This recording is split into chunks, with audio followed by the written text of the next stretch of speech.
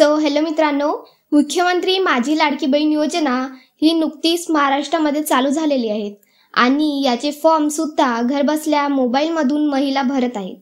पण फॉर्म भरत असताना अनेक महिलांना नो न्यू फॉर्म एक्सेप्टेड असा मेसेज नारी शक्ती दूत ॲपवर दिसत आहे.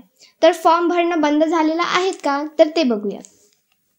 तर बघा, महाराष्ट्र शासनाकडून मुख्यमंत्री माझी लाडकी बहीण योजनेची घोषणा करण्यात आली आहे आणि या योजनेमार्फत महिलांना 1500 रुपये देण्यात येणार आहेत.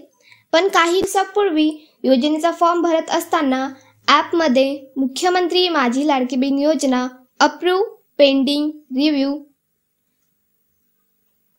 असं दाखवत होतं आणि आता काय तर नो न्यू फॉर्म एक्सेप्टेड असं दाखवत आहे. याचं कारण काय आहे तर महाराष्ट्र शासनाने एक नवीन वेबसाईट चालू केली आहे. जर तुम्ही फॉर्म भरण्यासाठी नारी शक्ती दूत ॲप ओपन केलं तर तुम्हाला नवीन अपडेट दिसणार. नवीन सूचना दिसणार. तर ते म्हणजे काय तर 1 ऑगस्ट 2024 पासून मुख्यमंत्री माझी लाडकी बहीण योजने अंतर्गत लाभार्थ्यांचे अर्ज भरण्याची प्रक्रिया अधिक सुलभ करण्यासाठी ladkibaheen.maharashtra.gov.in हे संकेतस्थळ सुरू करण्यात येत आहे. शासनाने नवीन वेबसाईट चालू केलेली आहे, त्यामुळे ते ॲप बंद केलेले न्यू फॉर्म अप्रूव्ह असं दाखवत आहे.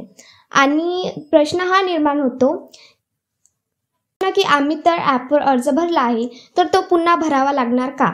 तर नाही, तुम्हाला पुन्हा अर्ज भरण्याची काहीही गरज नाही.